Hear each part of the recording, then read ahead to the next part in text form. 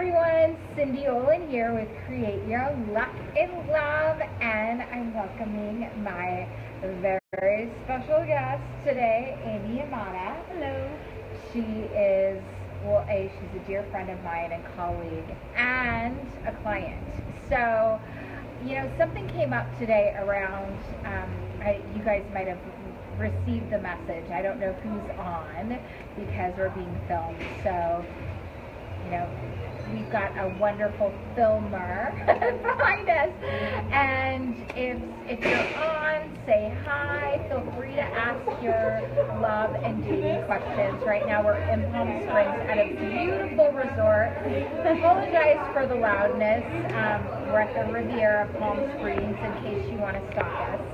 And we're going to talk about men and why things happen that trigger us, or why they do the things they do, why they stop calling, why they go hot and cold. There's so much confusion, and I can tell you ladies one thing that's probably going to, might even tick you off. They're much easier than you think. And Amy is living proof of that. We're going to have some vulnerable conversation around a few of Amy's relationships and how she's come full circle in her love life. And this is all about understanding yourself within, what triggers you, and really how to stand for yourself, love yourself, and being your own personal power, which actually attracts a very high quality man. So I'll let you, I'll just share a little bit if you don't mind. That's Amy fine. was married, but she was in a long-term marriage for, 15 years? Altogether, Yeah, 14 years, yeah. 14-ish years. Who's counting, right? And, one of the things that Amy described to me was that they were disconnected quite a bit.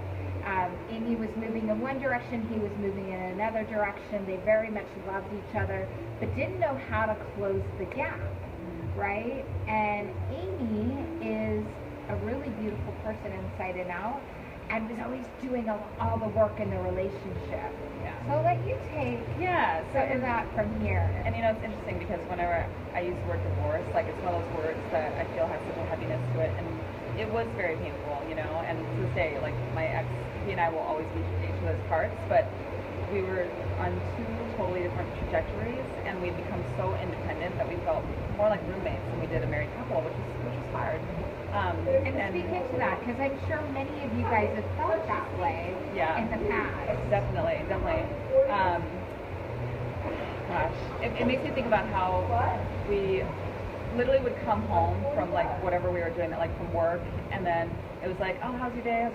Good. It was the shortest conversation ever, and it was like, well, what do you want to eat? And then it was, let's watch a show. You know what I mean? And I hate to admit that, but we became that couple where it was all about getting addicted to a show, like Suits or whatever, and just having dinner and really not having that quality connection time.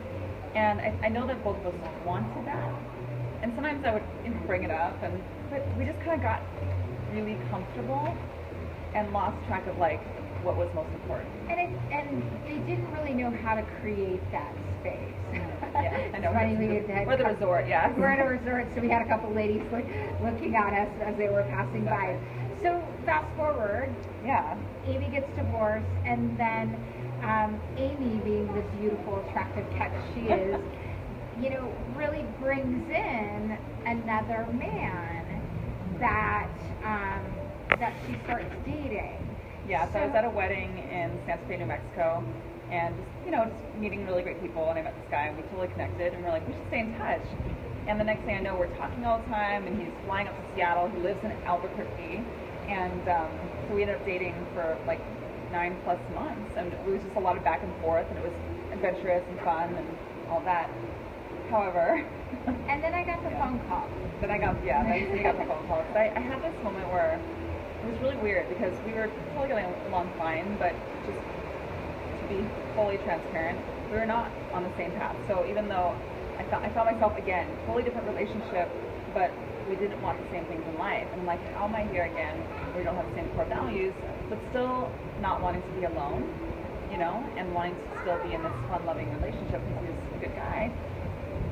And then he stopped responding to me, and it was so weird. Can we back up for just a moment? So I think, the other thing that Amy shared with me was that she saw the same pattern where she was creating a lot of the connection in the relationship.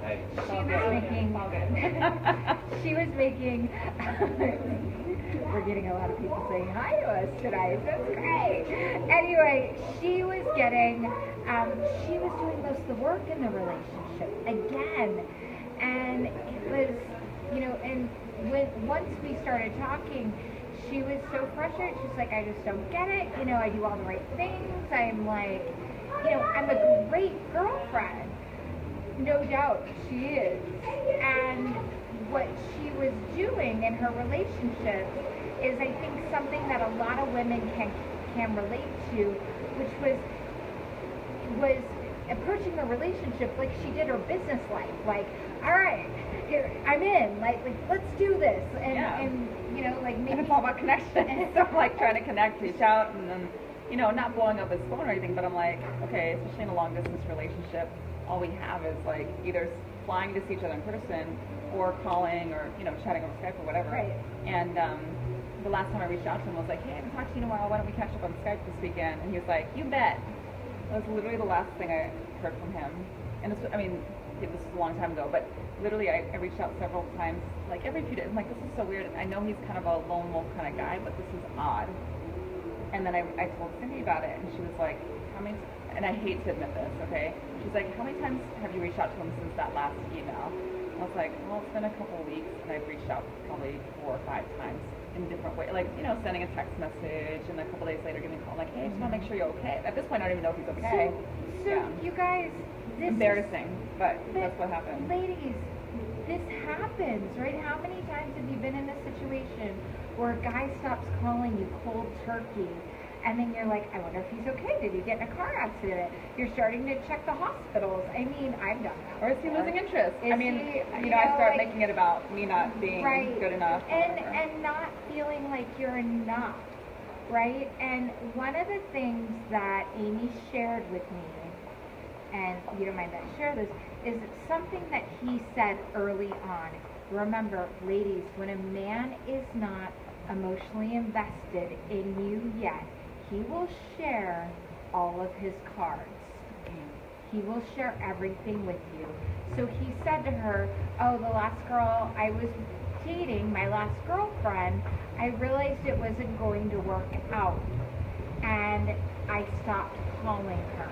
Right. He said at some point I just stopped calling her. And the way I interpreted it was, this was after they broke up. Like, when sometimes people continue reaching out to each other, and maybe she was keep on reaching out to him, which is kind of funny because that's what I did. But I thought they were already broken up. And then fast forward to what happened with me, and I realized, oh, this is how he breaks up. How he, you can go behind this. People keep on.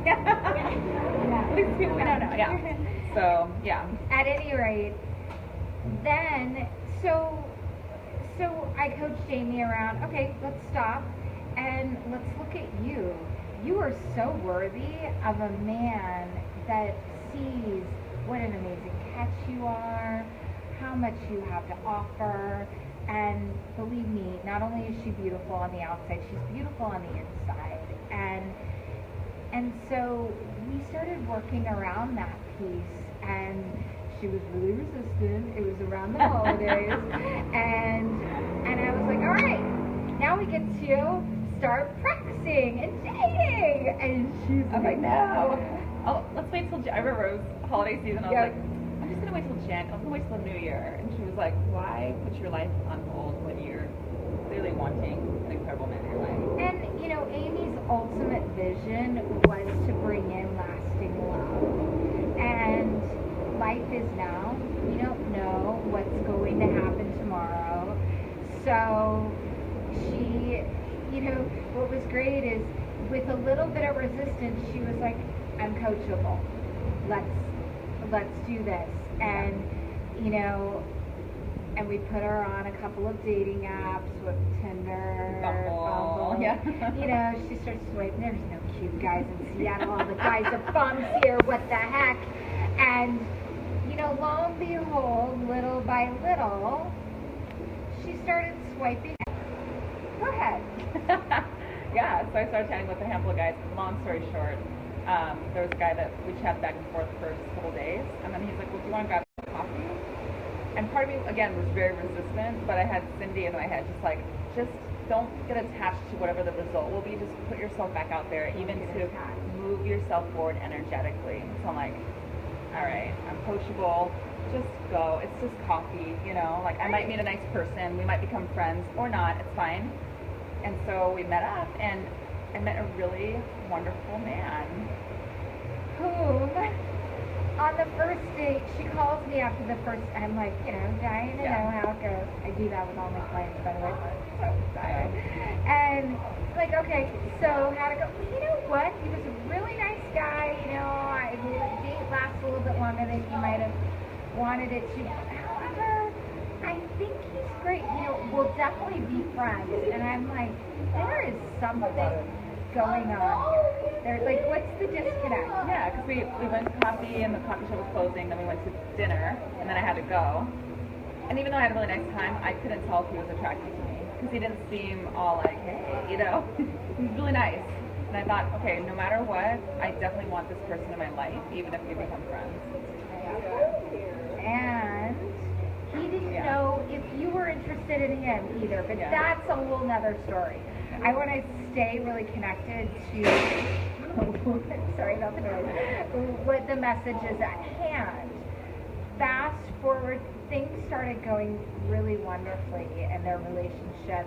She never felt, I mean, I've never felt more connected. Like, I just feel like we're so on the same page, you know, and just on literally every level.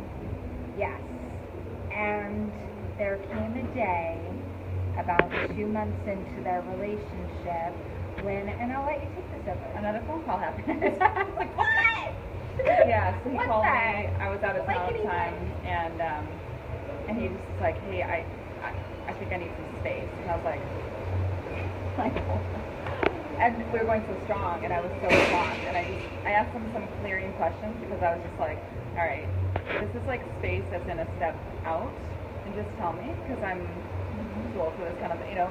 And he said, no, I still have a vision for us, but I just need to like clear my head a little bit. Things are going so fast and all this kind of stuff. And we have been spending like a lot of time together. And so, you know, we talked about it, and I was like, okay. And I got off the phone, called this guy. I was like, Cindy, and you know, I was emotional. I'm not gonna lie, you know. And I thought, I don't really know what this means. He still says that he still holds a vision for us, but he's had some uncertainty.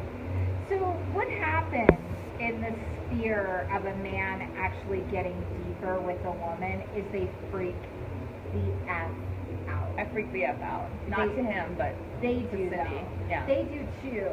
So what you're happens thinking is the men did. Oh, the men did. Yeah. She did too. Her response. But she was scared too, and the whole thing is because it's like men feel less often than women. As women, we get excited, we get emotional far more often than men do. I feel like we're doing a whole training on this, but no, seriously, guys, hang in with us on this. Yeah. We'll wrap this up. But men feel deep when they feel. It's kind of like, you ever see a guy cry after his favorite team loses the World Series? He's gonna be crushed, like on his knees. And it's not just about sports, it's about a woman, it's about anything in his life that's really important to him. So what was happening is Ken was experiencing some feelings that were overwhelming him, and he didn't quite know what to do with it. And he's a good guy, which a lot of men are, by the way, and he was trying to communicate with Amy, hey, I need to step back. And Amy was in the space of really being connected with letting him have that space. Yeah. So then, when the space was going on, you know, it was kind of scary. Like, she didn't know what was going to happen. And so the number one mistake that women make when a man might ask for space and even take space is start to reach out. And Amy's old pattern was, and she even asked me, can I ask him how he's doing? I was like, no. Because I knew when you start to push a man, it pushes him further away. And it would have taken him longer to come closer. So it's like being a little bit patient during this time is a really pivotal moment. And I told her it would make all the difference. It's like knowing that you can have Disneyland like all the time almost, and getting an instant gratification fix, right? Like not being able to resist that piece of chocolate when you're on a really good trend of losing weight, right? Yeah, totally. Yeah, it was 2 weeks of space, which seemed really long at the time because I was used to talking to him daily, and Cindy said, anytime you want to text him or call him, text me or call me. And that's what I did because I was missing him and I wanted to reach out, and one thing that you said to me that really was a whole different way of thinking was I was wanting to treat him the way I would want to be treated if I was kind of needing some space but also wanting to stay connected, because I would want somebody to say, hey, just want to check in and see if you're okay. But it's a different way of thinking than It's a a man. woman's way Yeah, of thinking. like a nurturing, That's how feeling. women think, right? Because we're lovers, we're nurturers. Exactly, yeah. So instead, what I learned from that was that as a man, he stated exactly what he needed, which was space. And if I didn't give that to him, then it would have taken longer. So, and I swear, Cindy was like, she's like the man whisperer. She knew exactly when he was going to actually reach out, what he was going to say, and she really believed, knowing she knows who he is. So she was like, I really think it's going to come around. Just give him the space he needs. And then he did. And he was like, gives me, he was like, he went to go visit his dad, who's ill, and he came back, and he's like, I really want to see you. I was like, okay, and we got together, but I was a little, nervous. My heart was hurting, And you're protecting, you're guarding your heart. Yeah. So, in that, I was also encouraging her to, be a little bit not like you're not open and happy to see that person, but also be protective with your time still. Yeah. And you want to make sure he's giving a little more than you are. And what happens with us women is we think like girls, and we do, and we think, and it triggers us emotionally. It triggers our self-worth. Like, I'm not enough. Why is he not reaching out? We take it personally. We take it personally, and it's not personal. It's not. Yeah. And it's like, it's a competitive thing. It starts to get competitive, right? Like, I'm competitive. Like, I want to be the best I can be at, X, Y, Z. And why isn't he seeing that? But if you turn it in a different way of seeing your value, and if he didn't see her value and didn't choose to continue, I guarantee you, because of all the work that she was doing, our work and the other transformational work that Amy was committed to, there would have been a man that was even better suited and ready for her. So it all comes from within, and what the things that we tell ourselves, and it can be subtle, right? Totally. Yeah. And now, I've gotten to know Ken pretty well, and every time I see him, like, I can tell by the look in his eyes, he's even more in love with Amy. They're talking about marriage, and you guys remember, relationships are always a negotiation. There's always things that are going to pop up. Adversity does strike. It's not like a Disney movie, unfortunately. But we can manage ourselves from going to that place of creating a story, right? Yeah, and also just not getting caught up in the story that's in our heads saying that we're not good enough, and that comes up in so many areas of life. And what was actually great about this experience was that I actually grew through it, and now I feel so much more empowered in this part of my life. You know, I used to be one of those people who was super confident in my business and an entrepreneur and all these things, but where I was lacking was in my love life, and there was just some things that I thought I knew. I was one of those women, oh, I know men, I grew up with brothers and all this kind of stuff, but I was also just very masculine in my own energy. That could be a whole other talk, we can go into that, but what I learned from you, Cindy, and I just want to acknowledge you, is that it wasn't about me, and he actually told me exactly what he needed, and I was able to give him that thanks to you. And by doing that, when he came back into the picture, it was like full-on commitment. And she even said that, she goes, if and when, because you did believe in your predictions, if and when he comes back into your life, he's ready. He's going to be ready. Yeah, he's going to come back strong, and he's going to be committed. And you get to really stand strong in who you are, you know, and receive that.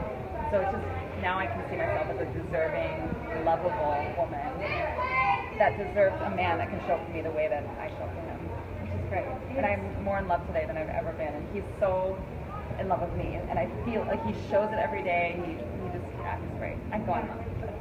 Yeah, and I think, you know, that's what Amy shared, and this is something that's so common for us women, is we don't listen.